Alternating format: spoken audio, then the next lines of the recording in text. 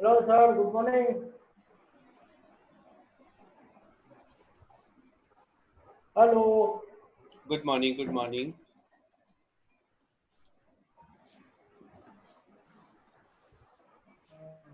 PPT is visible? Yes, sir. Okay. तो ये हमारा फोर्थ मॉड्यूल है। इसमें से जो रेड किया हुआ that is meaning of business plan and introduction और एडवांटेज ऑफ बिजनेस प्लानिंग, ये हम लोग प्रीवियस क्लास में डिस्कस कर चुके हैं। और आज हम लोग ये टॉपिक डिस्कस करेंगे बिजनेस प्लान प्रोसेस। बेसिकली तो ये पूरा बिजनेस प्लान ही है। अगर आप मार्केटिंग प्लान की बात करें तो ये भी फोर्थ पॉइंट पे आएगा। फिफ्थ पॉइंट पे प्रोडक्शन प्लान, ऑर्गेनाइजेशन प्लान, ये सब उस ओवरव्यू और उस वो जो खाका हम पढ़ने वाले हैं पूरे बिजनेस प्लान का, उसी का ही पार्ट है। तो ये सब कुछ बेसिकली पूरा जो मॉड्यूल है जिसकी हम बात कर रहे हैं बिजनेस प्लानिंग प्रोसेस, उसका ये पूरा का पूरा सिस्टम, ये पूरा एक ही चीज का पार्ट है। लेकिन चूंकि अलग अलग इसके सब टॉपिक्स भी होते हैं इसलिए उसको वर्क में लिया गया है। So writing the business plan लिखते वक्त क्या करना होगा और किस प्रकार बिजनेस प्लान लिखा जाएगा वो हम आज सीखने वाले हैं। तो सबसे पहली चीज मैं आपको बता दूं, जब बिजनेस प्लान लिखा जाता है तो उसमें बहुत सारा समय लगता है। मतलब आप कह सकते हैं हंड्रेड्स ऑफ आवर्स लगते हैं बिजनेस प्लान को लिखते वक्त। और वो डिपेंड करता है उस एंटरप्रेन्योर के नॉलेज और उसके एक्सपीरियंस के ऊपर, और सबसे मेन चीज उसका जो बिजनेस का टाइप है उसके ऊपर भी डिपेंड करता है। देन उसके बाद में अगर हम बात करें तो बिजनेस प्लान जो है वो एक पूरा कंप्लीट डिटेल है जो हमको उस पूरे वेंचर के बारे में नॉलेज देता है कि उसमें उसमें क्या है, कैसे है, पूरी क्लैरिटी एंटरप्रेन्योर को और जो इन्वेस्टर्स है उनको, या कोई भी थर्ड पार्टी जो इसमें इन्वॉल्व हो रही है, कोई भी गवर्निंग बॉडी है, उनको भी ये पूरी पिक्चर क्लियर करता है। जनरली बिजनेस प्लान जब शुरू हो जाता है, हम जब जो चीज सोच कर शुरू करते हैं तो बेसिकली जैसे जैसे हम उसको लिखना शुरू करते हैं वैसे वैसे उसके डायमेंशंस बदलते जाते हैं। क्योंकि कई बार ये देखा गया है कि जब उसको लिखना शुरू किया गया था तब थॉट प्रोसेस जो है वो, हालांकि थॉट प्रोसेस तो वही रहता है लेकिन उसमें कई सारे मॉड्यूलेशंस आ जाते हैं और उसके थ्रू एक बिजनेस प्लान को एक अलग ही रूप दिया जाता है। और कई बार ऐसा भी होता है कि जैसा हमने सोचा था कि भाई इतने पेज में या इतने समय में या इतने टाइम में हम लिख देंगे, लेकिन उसकी लेंथ भी जो है वो हमारे एस्टिमेशन से कई बार मैच नहीं भी करती है। और तीसरी अगर हम बात करें तो बिजनेस प्लान जो है वो आपका पर्पस जो है उसके ऊपर डिपेंड करता है, और पर्पस टू पर्पस वेरी करता है। कई बार बहुत सिंपल शब्दों में भी बिजनेस प्लान लिख सकते हैं हम लोग, और कई बार हमें बहुत मशक्कत करनी पड़ती है तब जाकर वो बिजनेस प्लान तैयार होता है। तो ये भी बहुत जरूरी है देखने के लिए। Now outline of business plan. अच्छा, मैंने जो अभी इंट्रो दिया वो समझ में आया सभी को? बिजनेस प्लान लिखने से पहले क्या क्या चीजें होती है कि जनरली आपको बहुत समय लगेगा उसमें, आपका एक्सपर्टीज और हंड्रेड ऑफ एक्सपीरियंस टाइम। उसमें उसमें बहुत काम आएगा। और वो जो बिजनेस प्लान है उसकी लेंथ कई बार वेरी करती है, जैसा हम सोचते हैं वैसी नहीं हो पाती है। देन आपका बिजनेस प्लान हमेशा, जो आप बिजनेस प्लान करने वाले हैं, जो आप बिजनेस को लिखने वाले हैं या जो आइडिया आप लेकर आए उसके ऊपर हमेशा डिपेंड करता है। उसी के अकॉर्डिंग वो बिजनेस प्लान वेरी करेगा, उसकी लेंथ वेरी करेगी, उसकी इंपॉर्टेंस वेरी करेगी। तो सबसे पहले तो मैं जो इसकी मेन मेन हेडिंग्स होती है वो आपको बता देता हूँ, और फिर हम इस हेडिंग्स को डिटेल में डिस्कस करेंगे वन बाय वन। राइट? तो सबसे पहले जैसे आप लोगों ने अभी तक देखो एमबीए फर्स्ट सेमेस्टर में या एमबीए सेकंड सेमेस्टर में जो भी रिपोर्ट वगैरह बनाई है, तो बिजनेस प्लान की भी एक अपने आप में एक रिपोर्ट बनती है जिसकी हम स्पाइरल बाइंडिंग भी करवा सकते हैं, और वो सॉफ्ट कॉपी में भी होता है, और उसकी नॉर्मल जो बाइंडिंग होती है वो भी होती है। तो उसका भी एक प्रोसेस होता है। जिस प्रकार हम एक रिसर्च रिपोर्ट लिखते हैं, जिस प्रकार आप लोग अपना असाइनमेंट सबमिट करते हो, तो उसी प्रकार जब एंटरप्रेन्योर अपने पूरे वर्क को एक बिजनेस प्लान के रूप में लिखता है तो वो पूरा उसके अंदर तैयार किया जाएगा। तो इसमें जो सबसे पहला पोर्शन है जिसको हम बोलते हैं इंट्रोडक्टरी पेज। Introductory page. हाँ, इंट्रोडक्टरी पेज में generally name address of the business, और उसके बाद name and address of principals. Principals का मतलब who will be the promoters, entrepreneur जो इसके लिए रिस्पॉन्सिबल है। Then nature of business. Nature of business का मतलब ये हुआ कि आपका जो बिजनेस है वो क्या है। मतलब वन पर्सन कंपनी बनाओगे आप, या पार्टनरशिप में वर्क करने वाले हो, या कोई बड़ी कॉर्पोरेशन को लेकर वर्क करने वाले हो, या एनजीओ है, या कोई सोसाइटी से आप बिलोंग करते हैं, तो this is called nature of business. उसके बाद में आता है स्टेटमेंट ऑफ फाइनेंसिंग नीड, मतलब आप उसमें क्लियर कट लिखते हैं कि आपको कितना पैसा चाहिए और इस पूरे बिजनेस को चलाने के लिए क्या चाहिए। इसमें क्लियर कट लिखते हैं कि भाई मुझे इसमें 100 करोड़ चाहिए या 50 करोड़ चाहिए या 40 करोड़ चाहिए या 10 करोड़ चाहिए या सपोज 50 लाख रुपए चाहिए, जो भी आप इसमें क्लियर कट मेंशन करते हैं कि yes this is the financial need और रिक्वायरमेंट। और दूसरा उसमें स्टेटमेंट ऑफ कॉन्फिडेंशियलिटी, यानी हम लोग कई बार देखते हैं ना, आप लोग किसी किताब के ऊपर देखते होंगे या किसी मूवी में देखते होंगे या कहीं पे हम देखते हैं कि this is the confidential report. हाँ यस सर जैसे टेंडर भरते हैं ना, हम्म तब उसमें भी तो ऐसे अपना बिजनेस प्लान बताना पड़ता है कि हम लोग क्या प्रोजेक्ट करेंगे। और देखो टेंडर में और इसमें थोड़ा सा फर्क है।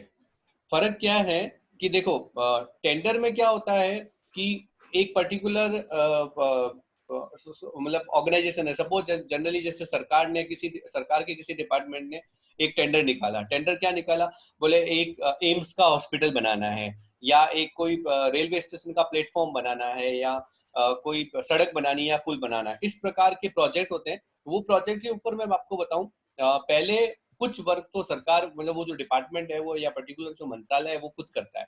उसके बाद में फिर वो क्या करता है, वो अपने एक एस्टिमेशन लेके आते हैं, वो अपनी पूरी एक प्रोजेक्ट रिपोर्ट लेकर आते हैं, ठीक है ना, कि हमारा प्रोजेक्ट है वो ऐसा होना चाहिए, इतना पैसा हम दे सकते हैं, वो सब कुछ लेकर और मार्केट में सबको देते हैं कि भाई दिस इज आवर प्लान। और चूंकि टेंडर, इसलिए देखो टेंडर का मतलब ही ये हुआ कि it is open for all, तो वहां पर हम स्टेटमेंट ऑफ कॉन्फिडेंशियलिटी जहां जिसकी हम बात कर रहे हैं वो वहां पर थोड़ी सी कम होती है।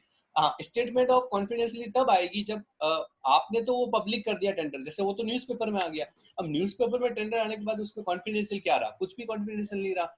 लेकिन जो पर्सन, जो कॉन्ट्रैक्टर या जो कंपनी जो उस टेंडर को करने वाली है या करना चाहती है, फिर वो क्या करती है, उस पूरे टेंडर को अपने डीपीआर यानी डिटेल प्रोजेक्ट रिपोर्ट के अकॉर्डिंग उसको चेंज करती है, ठीक है ना। वो इस प्रकार उसको प्रेजेंट करती है, उस प्रकार उसको बनाती है कि वो टेंडर उसी को मिले और किसी को ना मिले।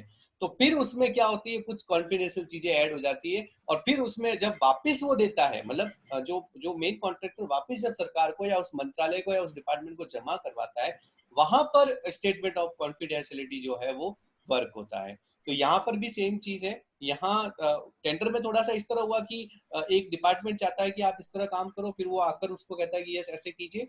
और यहाँ पर क्या हो रहा है कि हम जनरली तो मैं बताऊं आपको, ये पूरा जो बिजनेस प्लान है वो अगर मैं सही में बताऊं तो एक तो एंटरप्रेन्योर अपनी पूरी टीम के लिए बनाता है। दूसरा इसके जितने भी स्टेक होल्डर्स यानी जो सप्लायर्स हैं, जो चैनल ऑफ डिस्ट्रीब्यूटर्स हैं, या जो आगे आने वाले समय में उस पर्टिकुलर वेंचर से डायरेक्टली और इनडायरेक्टली जुड़े रहेंगे और उनका जुड़ा रहना जरूरी है। और सबसे इंपॉर्टेंट इन्वेस्टर, ये 5 लोगों के लिए ही ये बिजनेस प्लान तैयार किया जाता है। एंटरप्रेन्योर के लिए इसलिए क्योंकि एंटरप्रेन्योर को बार बार ये चेक नहीं करना पड़ेगा अब क्या करना है, वरना उसको पता है कि मुझे इसके बाद ये काम करना है, तो उसके पास पहले से एक आउटलाइन तैयार रहती है, ठीक है ना। स्टेक होल्डर्स और जो सप्लायर्स डिस्ट्रीब्यूटर है उनके लिए इसलिए बनता है क्योंकि उनको पता रहे कि भाई हमें कब कब मतलब किस समय इस पर्टिकुलर डिपार्टमेंट की डिमांड बढ़ने वाली है, तो हमें कब कब सप्लाई को बढ़ाना है और कब कब सप्लाई को कम करना है।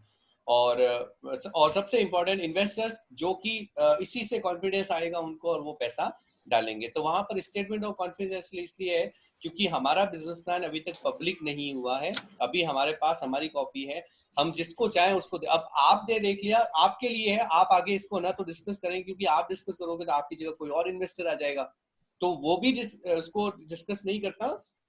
और हम भी उसी के साथ शेयर करते हैं जिसको हम अपनी कंपनी के साथ या उस वेंचर के साथ जोड़ना चाहते हैं।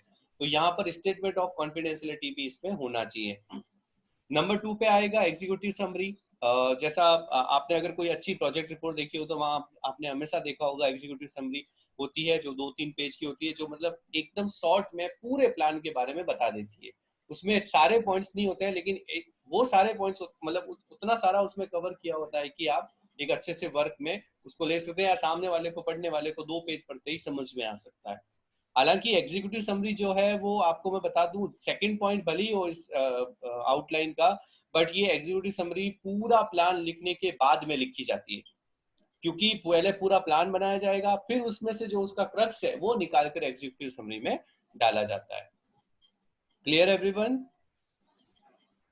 ओके, नाउ थर्ड पे आएगा इंडस्ट्री एनालिसिस, जो हमने पहले कर रखा है वो सारा इस पे आता है, जिसमें future outlook and trends, analysis of competitors, market segmentation, industry and market forecast, then description of venture. Description of venture का मतलब इसमें आप कौन सा प्रोडक्ट है, कौन सी सर्विस है, बिजनेस का साइज क्या रहेगा, ऑफिस इक्विपमेंट और पर्सनल क्या क्या रहेगा, बैकग्राउंड ऑफ एंटरप्रेन्योरशिप, ये सब आउटलाइन अभी हम डिस्कस कर रहे हैं, उसके बाद में उसको डिटेल में डिस्कस करेंगे। तो थर्ड और फोर्थ पे रहेगा, थर्ड पे आपका इंडस्ट्री और एनवायरमेंटल एनालिसिस, फोर्थ पे आपका डिस्क्रिप्शन ऑफ वेंचर, फिफ्थ पे प्रोडक्शन प्लान।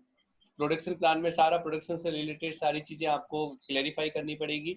ऑपरेशनल प्लान, जिसमें ऑपरेशन से रिलेटेड आपको सारी चीजें क्लेरिफाई करनी होती है। मार्केटिंग प्लान में सारे जो मार्केटिंग के पीस हम पढ़ते हैं, ठीक है ना, अगर आपका प्रोडक्ट है तो 4 पीस, सर्विस है तो 7 पीस, ये सारी चीजें उसमें डिस्कस की जाएगी। फिर ऑर्गेनाइजेशनल प्लान, ऑर्गेनाइजेशनल प्लान में आपका ओनरशिप क्या रहेगा, पार्टनर्स कौन रहेंगे, प्रिंसिपल शेयर होल्डर कौन है, ठीक है ना, अथॉरिटी और प्रिंसिपल्स को क्या आपने अथॉरिटी दे रखी है, मैनेजमेंट टीम का बैकग्राउंड क्या है, और सभी मेंबर्स की जो है वो रोल्स और रिस्पॉन्सिबिलिटीज क्या होगी। फिर आता है नाइन्थ पे असेसमेंट ऑफ रिस्क, मतलब कहाँ कहाँ पर आप रिस्क ले रहे हो, कितनी ले रहे हो, आपका वेंचर कितनी रिस्क इन्वॉल्व करके चल रहा है, उसको मैनेज करने के लिए आपके पास क्या क्या सॉल्यूशंस है, आपने किन किन ऑप्शंस पे काम कर रखा है कि भाई हाँ हमारा प्रोजेक्ट है वो इतनी रिस्क लेकर चल रहा है और इस रिस्क को मैनेज करने के लिए हमने इन ऑप्शंस के ऊपर वर्क किया है। उसके बाद में आता है फाइनेंशियल प्लान। तो फाइनेंशियल प्लान में सारे फाइनेंशियल एजम्पशंस, फिर इनकम स्टेटमेंट का proforma, cash flow, balance sheet का proforma, break even analysis, sources and application, और लास्ट में आता है आपके अपेंडिक्स, यानी उस पूरे बिजनेस प्लान को आपने जो तैयार किया तो उसमें क्या क्या चीजें आपने यूज की है, सारे लेटर्स। लेटर्स का मतलब जो भी आपने लेटर सप्लायर को दिया, जो भी लेटर आपको सप्लायर से वापस मिला, स्टेक होल्डर से मिला, और चैनल ऑफ डिस्ट्रीब्यूशन से मिला, या और कोई जो एचआर कंपनी है उससे मिला, और कोई भी टेक्नोलॉजी ड्रिवन कंपनी है उससे मिला, या जो भी आपको आगे ऑपरेशन में डायरेक्टली इनडायरेक्टली हेल्प करने वाले हैं, तो उससे आपने कई सारे सब कॉन्ट्रैक्ट किए होंगे, तो उन सबको यहाँ पर डालना होता है। देन मार्केटिंग रिसर्च डेटा, यानी आपने जो अपना बिजनेस प्लान लिखा है तो वो बिजनेस प्लान लिखने से पहले बहुत सारा मार्केट रिसर्च किया होगा।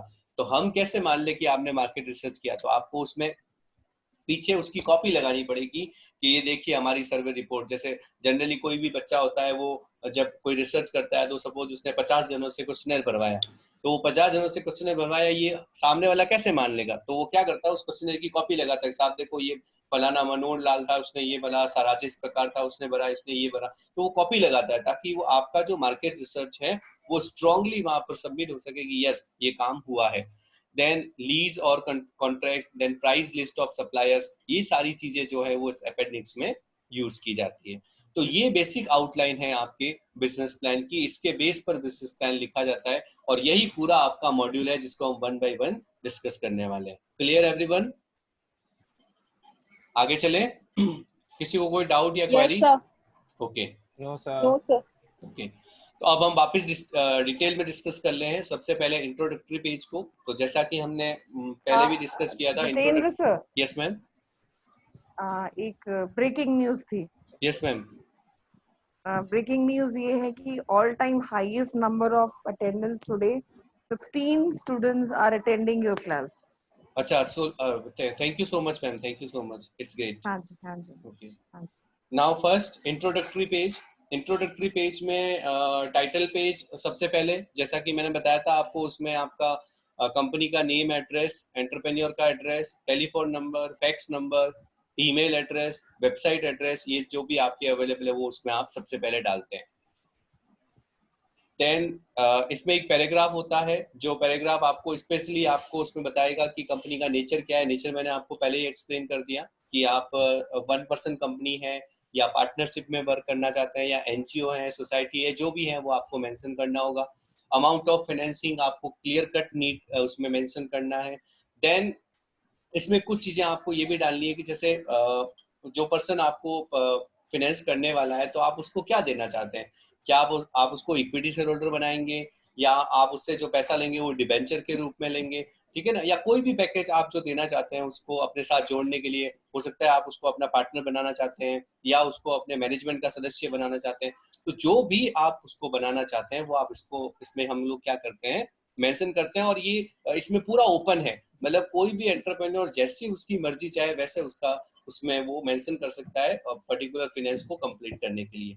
और स्टेटमेंट ऑफ कॉन्फिडेंशियलिटी जैसे मैंने आपको बताया था होता ही है, एंड ये सबसे मेन चीज होता है सिक्योरिटी पर्पस, और जो कि एंटरप्रेन्योर के लिए इंपॉर्टेंट होता है।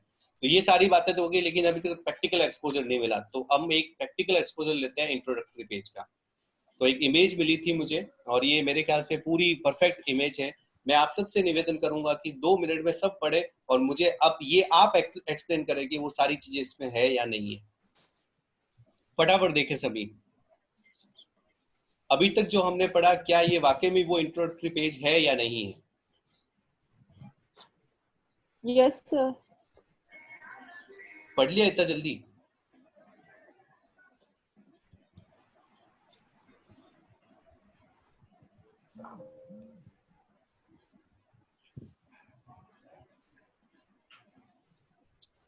क्या इस इंट्रोडक्टरी पेज में टाइटल है? Yes sir. टाइटल का नाम क्या है? को-ओनर किम रिपीटर। नहीं, टाइटल इज और कोई? केसी हाँ, सर्विस। इस केसी क्लीनिंग सर, अच्छा, सर्विस, ये ऊपर वाला। टाइटल है, ठीक है। ओके, उसके Yes, बाद sir, ऊपर एड्रेस, वाला। एड्रेस एड्रेस है ओकनॉल रोड, कोनाल रोड बोस्टन माँ बोस्टन 02167 ठीक है। दिस इज पोस्टल एड्रेस और ये सब कुछ। अच्छा, इस पूरे टाइटल पेज के अंदर या इंट्रोडक्टरी पेज में एड्रेस ऑफ एंटरप्रेन्योर नहीं है, ठीक है ना, तो वो सर, जरूरी आपकी नहीं वॉइस है। कट रही है। हाँ, आ रही है आवाज? आपकी अभी वॉइस बहुत ज्यादा कट रही है बार बार। अभी आ रही है? Sir yes sir. तो इसमें एंटरप्रेन्योर यस, सर एंटरप्रेन्योर का एड्रेस कैसे होगा सर? जब कंपनी टेंडर कर रही है तो उसके अंदर को ओनर है ना सर? हाँ सिमिलरली पीटर जो है वो को ओनर है ना, एज ए को ओनर इसको होस्ट कर रहा है ना? हाँ। अच्छा, उस केस में नहीं होगा? Yes sir. चलो मैं चेक कर लूंगा, क्योंकि इसमें मुझे नहीं मिला था तो इसलिए मैंने मेंशन कर दिया। उसके बाद इसकी वेबसाइट है और कॉन्टेक्ट नंबर है। Clear everyone? Yes Yes, sir. sir. Okay. फिर नेचर ऑफ कंपनी में आप देख सकते हो को ओनर्स हैं। Nature Yes, of sir. Company है ना, को ओनर्स है किम्बरली पीटर्स और Krista Peters. Okay, now description of business. Description of business में क्या क्या चीजें आ रही है, आप क्या प्रोडक्ट देने वाले हो, क्या प्रोडक्ट और सर्विस के बारे में लिखा हुआ है इसमें? Yes, sir. Cleaning services. Cleaning yes sir. Which service include pro. cleaning the floor, carpets, हाँ, तो windows. ये उनका देन आइडिया उसके है। बाद सारी सर्विसेज इंक्लूडेड करके ये सारी बता रखी है, क्लीनिंग ऑफ फ्लोर्स, कारपेट्स और ये सारी चीजें, windows and regular sweeping and dusting and washing. Okay, और सर ये कंपनी डील करती है क्लीनिंग एंड सर्विसेज प्रोवाइड करने के लिए। ठीक है। और कॉन्ट्रैक्टिंग क्या है इसमें, मतलब सर सर्विस इसका जो देने का? 1 year 1 year One का year, है। 1 year One का year. contract. 1 ईयर कॉन्ट्रैक्टिंग है। किसके लिए? Small size services and scheduling okay, एक हाँ, यस, एक स्पेसिफिक सर्विस सर्विसेज। और उसका शेड्यूल भी रहेगा कि इस समय पर हम आपको आकर इसको Yes, क्लीनिंग sir. प्रोवाइड करवाएंगे। अब जैसा कि हमने पहले भी पढ़ा था, इंट्रोडक्टरी पेज में जो भी आपकी फाइनेंशियल नीड है वो आपको स्पष्ट और क्लियर कट लिखनी होती है। तो रिलेटेड टू फाइनेंसिंग, इनको अपना बिजनेस करने के लिए कितना पैसा चाहिए? $1 lakh. $1 लाख चाहिए। और ये $1 लाख वो कैसे पे करेंगे? Loan. 6 year। Six 6 year. year. Over 6 Over years है 6 year. ना, 6 साल Over में 6 इनको year. हाँ, मतलब पे करने का वादा भी कर दिया इन्होंने। और ये जो इसका मतलब ये हुआ कि इक्विटी शेयर नहीं दे रहे, ये सिर्फ उधार लोन ले रहे, और जिसका ये ब्याज ही प्रोवाइड करेंगे, ठीक है ना। तो इसलिए वर्ड यूज हुआ है दिस डेब्ट विल कवर। और ये डेब्ट जो है वो क्या क्या कवर करेगा?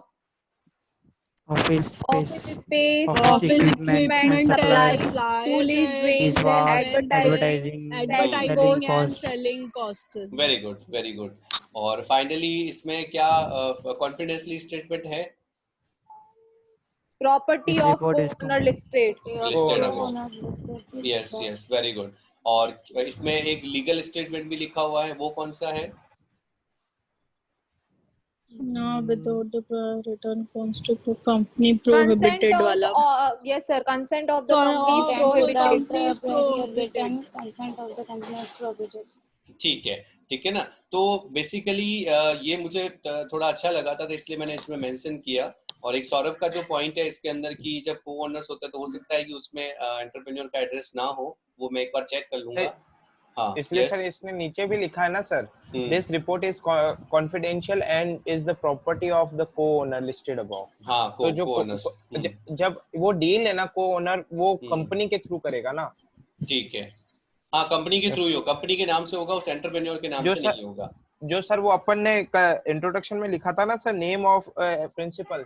प्रिंसिपल्स, हाँ यस सर, तो प्रिंसिपल्स का को ओनर आ गया और जो नेम ऑफ द ऑर्गेनाइजेशन है वो ऊपर आ गया, वो अब केसी क्लिनिक। हाँ तो फिर इसमें प्रिंसिपल, उसमें एंटरप्रेन्योर्स का एड्रेस लिखने की जरूरत नहीं होती है और नहीं उसकी उससे कोई रिलेशन है।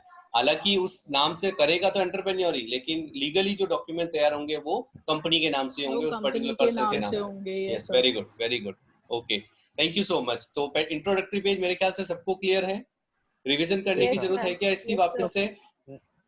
नो सर, नो ना, टाइटल एड्रेस सब कुछ समझ में आ गया।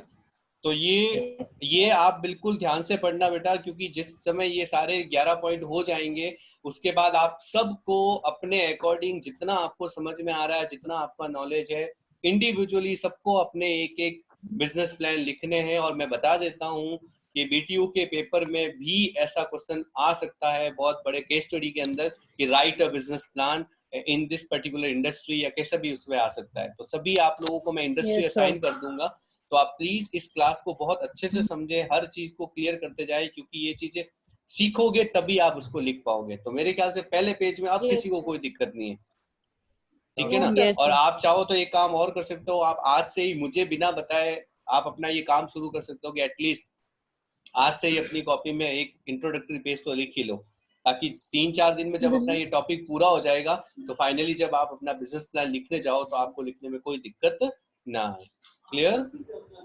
Yes, okay, now next second आता है एग्जीक्यूटिव समरी। जैसा कि मैंने आपको बताया, ये जो एग्जीक्यूटिव समरी है ये भी एक वैसे देखा जाए तो एक ब्रीफ इंट्रोडक्शन होता है प्लान का, और सबसे इम्पोर्टेंट चीज ये है कि पूरा प्लान लिखने के बाद में इसको लिखा जाता है, क्योंकि इन 2-3 पेज में ही इन्वेस्टर आपके प्रोजेक्ट का एनालिसिस करेगा और उसके अकॉर्डिंग इन्वेस्टमेंट करने के लिए तैयार हो जाएगा। अब देखो क्या होता है, मार्केट में इन्वेस्टर्स भी कई तरह के होते हैं।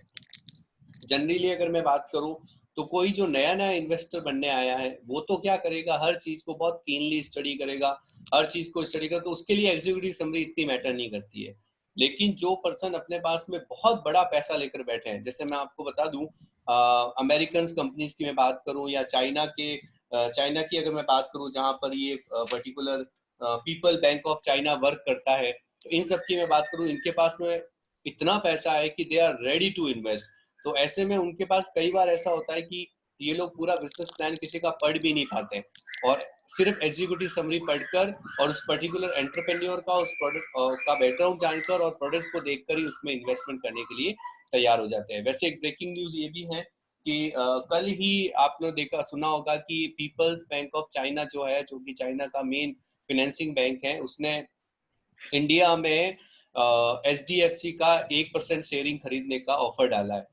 तो उस ऑफर के कारण अभी हमारा जो पूरा FDI सेक्टर है या FDI जो ब्रांच है वो अभी थोड़ा सा सकते में है, क्योंकि वो ये देखना चाहते हैं कि चाइना HDFC में इन्वेस्टमेंट क्यों करना चाहता है और क्या उसको परमिशन देने से पहले हमें FDI के रूल्स और रेगुलेशन में चेंज करना चाहिए या नहीं करना चाहिए। देखो बहुत बड़ी बात यहाँ पर ये समझ में आ रही है, वो ये है कि FDI जो वो इन्वेस्ट करने जा रहे हैं, और अगर वो 1% HDFC का खरीदता है, अब इसमें सोचने वाली बात ये कि HDFC का ही 1% वो क्यों खरीद रहा है। मैं आपको बता दूं, प्राइवेट सेक्टर में आज की डेट में हमारे देश में नंबर 1 पे HDFC बैंक है, चाहे रेवेन्यू को लेकर देख लो, चाहे कस्टमर्स को लेकर देख लो, या किसी भी चीज को लेकर देख लो, NPA के केस में, हर चीज में अगर आप देखें तो लीडिंग ब्रांड है, अभी लीडिंग प्राइवेट बैंक बना हुआ है। ICICI बैंक को भी उसने पछाड़ दिया है, और उस प्रकार के बैंक में अगर 1% हिस्सेदारी चाइना का बैंक खरीदता है तो ये हिस्सेदारी आगे जाकर और बढ़ सकती है। और ये भी हमें यहाँ पर एक्चुअली मैंने ये एग्जांपल भी इसलिए कोट किया है क्योंकि आप हमेशा ध्यान रखिए कि हम लोगों को लगता है कि आज हमें पैसों की जरूरत है या आज हमारा बिजनेस तब तक सक्सेस नहीं होगा जब तक मेरे पास अच्छा इन्वेस्टमेंट नहीं होगा। तो हम जितना हो सके इस पेंडेमिक के कारण, और इसमें सरकार को भी अभी सोचना चाहिए कि जितना हो सके प्रोजेक्ट जो है वो इंटरनली फाइनेंस हो, क्योंकि आज का MSME ही आगे जाकर हमारे देश का वापस से रिलायंस और जिंदाल और ये लोढ़ा और ये सब कुछ बनेगा, ठीक है ना। आज भले ही वो छोटी कंपनी है लेकिन आगे जाकर और अभी से अगर आपने इसमें एफडीआई को अलाउ कर दिया या फॉरेनर्स को अलाउ कर दिया, तो मुझे नहीं लगता कि आने वाले समय में जब इतनी बड़ी कंपनी जब वो बनकर तैयार हो जाएगी और पता चला कि वो तो अब पूरी की पूरी चाइना की हो चुकी है, तो ये एक बहुत सीरियस मुद्दा है। और ये आज अगर न्यूज़पेपर में आपने देखा होगा दैनिक भास्कर में, तो ये भी जो सुनने में लगा वो यूं तो अच्छा लग रहा है, लेकिन इतना बड़ा इन्वेस्टमेंट जो मार्क जकरबर्ग जियो में करने वाले हैं। यस सर, ये नहीं करना चाहिए ना वैसे अपनी गवर्नमेंट हाँ को बेटा, इसके लिए अंडरटेकिंग के लिए मना होना चाहिए। मना होना चाहिए। और मैं बता दूं आपको खुशखबरी ये कि यस उस पूरी डील को अभी भी, चाहे ये जो रिलायंस वाला भी जो है ना, ये भी आप लोगों को एकदम, आप इस पूरी रिपोर्ट को पढ़िएगा, अभी तक ये क्लियर नहीं हुई है। और मैं बता देता हूँ आपको, इतनी बड़ी डील क्लियर नहीं होगी क्योंकि कल से ही ये डिपार्टमेंट पूरा एक्टिव हो चुका है and they are preparing a revised guideline. ये एक रिवाइज गाइडलाइन तैयार कर रहे हैं जिसके अंदर इनको एक लिमिट दी जाएगी, उसके अकॉर्डिंग ही वर्क होगा। और इंडिपेंडेंट, हमारे यहाँ पर जो इंडिपेंडेंट सीईओज हैं उस पर्टिकुलर ब्रांच के अंदर, वो वैसे ही काम करेंगे क्योंकि ये अभी चाइना से सबके शेयर्स भी खरीद रहा है कम रेट पर, ताकि जैसी इकोनॉमिक सारी यस बिल्कुल। और उनको पता है कि ये, और पता नहीं चाइना का दिमाग इतना खतरनाक तरीके से कैसे वर्क कर रहा है, ये अभी भी सोचने वाली बात है। और अभी सरकार को ये समझना बहुत जरूरी है। और बहुत अच्छा हमारे पास में एक ग्राउंड है। हमेशा हम लोग ये नहीं कर सकते, जैसे 2011 में जब बात आई तब भी हम नहीं कर पाए, 2015 में हम नहीं कर पाए, 2017 में हम नहीं कर पाए, लेकिन अब हम कर सकते हैं। उसका कारण ये है कि हम जितनी डिपेंडेंसी इंटरनली रखेंगे उतना हमारे लिए बहुत ज्यादा अच्छा रहेगा। और अभी हमेशा तो आपको WHO को जवाब देना पड़ता है, WTO को जवाब देना पड़ता है, या वर्ल्ड बैंक को भी जवाब देना पड़ता है कि हम ऐसा नहीं कर सकते। लेकिन अब तो आपके पास जो कोविड-19 का पेंडेमिक है, वो सबसे बड़ा आपके पास एग्जांपल है कि ऐसी स्थिति और कभी भी आ सकती है। तो उससे बचने के लिए अब हम इस पॉलिसी को रिवाइज कर रहे हैं और इस बहाने ये बहुत सारी पॉलिसी रिवाइज की जा सकती है। एंड यस, सरकार इस सेगमेंट में काम कर रही है और वहां से जो भी निर्णय आएगा वो शायद आपको भी पता चल जाएगा और हमें भी पता चल जाएगा कि किस प्रकार ये वर्क होने वाला है। तो ये जो एक्सपर्ट जो लोग होते हैं ना, वो उनके लिए एग्जीक्यूटिव समरी बहुत इंपॉर्टेंट होती है। यहाँ पर ये 3-4 चीजें देखते हैं। सबसे पहला, आपका जो प्लान है उसके अंदर जो एरिया है वर्क करने का, कि आप लिमिटेड कम काम करने वाले हैं, या डिस्ट्रिक्ट लेवल पर काम करेंगे, या स्टेट लेवल पर काम करेंगे, या कंट्री लेवल पर, या इंटरनेशनल लेवल पर। सबसे पहले तो वो ये देखते हैं। दूसरा, आपका जो मार्केट रिसर्च है वो किस प्रकार का किया हुआ है। तीसरा, वो सबसे इंपॉर्टेंट देखते हैं कि जो पर्सन है उसका कैलिबर कितना है, उसने किस प्रकार, मतलब आपका जो आइडिया आया है वो कितना यूनिक मार्केट में निकल कर आया है। और अगर आप किसी एक ऐसे एंटरप्रेन्योर फैमिली से बिलोंग करते हैं जिसका बैकग्राउंड बहुत स्ट्रॉन्ग है, तो उसको वो देखते हैं। और लास्ट वन, कितनी रिस्क इसमें इन्वॉल्व है, उसको देखकर ये वर्क करते हैं। तो एग्जीक्यूटिव समरी जो है वो अपने आप में बहुत इंपॉर्टेंट पार्ट है बिजनेस प्लान का। तो मेरे ख्याल से फर्स्ट स्लाइड में जो चीजें हैं वो सारी आपको समझ में आ गई होगी। यस। और एग्जीक्यूटिव समरी में जनरली ये जो 4 क्वेश्चंस होते हैं, इसका मेन आंसर्स करना हमें जरूरी होता है। सबसे पहले, what is the business concept और मॉडल, आपका बिजनेस मॉडल क्या है। देखो, सबसे इंपॉर्टेंट बिजनेस मॉडल ही है, कैसे आप शुरू करोगे, कहाँ से क्या होगा, किस प्रकार रेवेन्यू आएगा, किस प्रकार चीजें वर्क करेगी, ये सबसे इंपॉर्टेंट है। Number 2, how is this business concept और मॉडल यूनिक, आपका जो कंसेप्ट है वो किस तरह यूनिक है, सबसे यूनिक है, वो सबसे इंपॉर्टेंट चीज है। देन जो स्टार्ट कर रहा है वो कौन है, इंडिविजुअल है या पर्सन है या कौन है, उसके बारे में जानना। और सबसे मेन चीज, वो कैसे पैसा बनाएंगे और कितना पैसा बनाएंगे, वो सबसे इंपॉर्टेंट होता है। ये 4 चीजें आपको सबसे पहले मेंशन करनी होती है आपकी एग्जीक्यूटिव समरी के अंदर, एग्जीक्यूटिव समरी। ठीक है। और फिर इसमें एक इम्पॉर्टेंट चीज आती है कि अगर आप आने वाले 5 साल में अपने आप को पब्लिक कर दोगे या आईपीओ लाने का भी आपने प्लान बना लिया है अपने प्लान के अंदर, तो आप उसमें बकायदा हाईलाइट करके मेंशन करोगे। जिस प्रकार मैंने इसमें स्लाइड में भी मेंशन किया, आपने देखा होगा इसका फॉन्ट बिल्कुल अलग है। तो इसमें ये एग्जीक्यूटिव समरी का इंपॉर्टेंट पार्ट है कि अगर आप 5 साल ऐसा कुछ प्लान कर रहे हैं कि आने वाले 5 साल में आप आईपीओ ले आएंगे, तो भी आप उसमें डाल दो। और अगर आप नहीं भी लाएंगे तो भी आपको उसमें डालना है कि यस, हमारी कोई प्लानिंग नहीं है कि आने वाले 5 साल में हम आईपीओ लाएंगे या अपने आप को मार्केट में लिस्ट करेंगे। तो ये भी इसमें मेंशन करना जरूरी होता है। देन एक सबसे इम्पोर्टेंट चीज, जैसा कि हमने मार्केट एनालिसिस में और इंडस्ट्री एनालिसिस में और सब में पढ़ा था कि हर चीज को ध्यान में रखते हुए इन्वेस्टर्स के पॉइंट ऑफ व्यू से या स्टेक होल्डर के या रिटेलर के पॉइंट ऑफ व्यू से आपको प्लान के अंदर हर चीज डालनी चाहिए।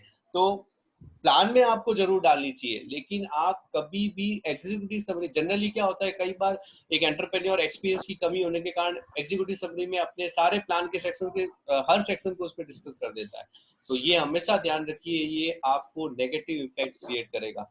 तो ऐसी कभी भी कुछ भी हो जाए, कैसी भी स्थिति हो, कभी भी आप अपनी एग्जीक्यूटिव समरी में अपने प्लान का हर एक सेक्शन समराइज करने की कोशिश बिल्कुल भी ना करें। तो आपको फिर आपको करना क्या है, तो अभी वापस बता देता हूं मैं आपको जो अभी तक हमने पढ़ा है। सबसे पहले आपका जो बिजनेस है वो क्या है, कैसे वो इतना यूनिक है, जो पर्टिकुलर एंटरप्रेन्योर इसको वर्क करने वाला है उसका बैकग्राउंड क्या है, और आप मार्केट में कैसे आना चाहते हैं, पैसा कितना चाहिएगा, और उस पैसे को कमाने के लिए आपने क्या मॉडल बना के रखा है। जनरली आपको ये चीजें उसमें सबसे ज्यादा इफेक्ट करनी है, वही सबसे ज्यादा आपके इन्वेस्टर को मोटिवेट करती है। फिर से ध्यान रखना, ये वाली गलती हमको बिल्कुल भी नहीं करनी है कि हम उस एग्जीक्यूटिव समरी में पूरे प्रोजेक्ट को समझाने की कोशिश करें। और कुछ की फैक्टर्स और है जो इसमें डाले हुए हैं, जैसे अगेन जो मैंने बताया था कि जो पर्सन एंटरप्रेन्योर है वो कैसे कर रहा है, या उसने पहले जितने भी स्टार्टअप किए थे वो सक्सेसफुल हुए थे या नहीं हुए थे तो उनके क्या बैकग्राउंड थे, ठीक है ना, और वो किस बैकग्राउंड से आता है। देन जो पर्टिकुलर वेंचर है वो कहाँ पर वर्क करेगा, एक कुछ सेगमेंट के लोगों के लिए वर्क करेगा या पूरा मास मीडिया के लिए या मास कस्टमर के लिए आपने बनाया है, तो वो इसमें लिखना होता है। तो ये एग्जीक्यूटिव समरी के अंदर सबसे इंपॉर्टेंट चीजें जो है वो इंक्लूड की जाती है। तो थर्ड के बाद के जो भी जितने भी पॉइंट है वो हम लोग अब अपनी अगली क्लास में डिस्कस करेंगे। तो आज बिजनेस प्लान का जो हमने ओवरव्यू देखा है, प्लान जो उसका जो फॉर्मेट सीखा है, उसके हमने 2 पॉइंट डिस्कस किए हैं। पहला इंट्रोडक्टरी पेज और दूसरा एग्जीक्यूटिव समरी। इंट्रोडक्टरी पेज आपको पूरा अच्छे से क्लियर है, एग्जीक्यूटिव समरी में भी यही है कि ये समरी हम 2 से 3 पेज की इसलिए लिखते हैं ताकि जो फास्ट इन्वेस्टर्स होते हैं या जो यूनिक इन्वेस्टर्स होते हैं वो इसको काम में ले सकें। Clear everyone? Yes, sir. Okay, thank you, Yes, sir. Thank you so much. Thank you, sir.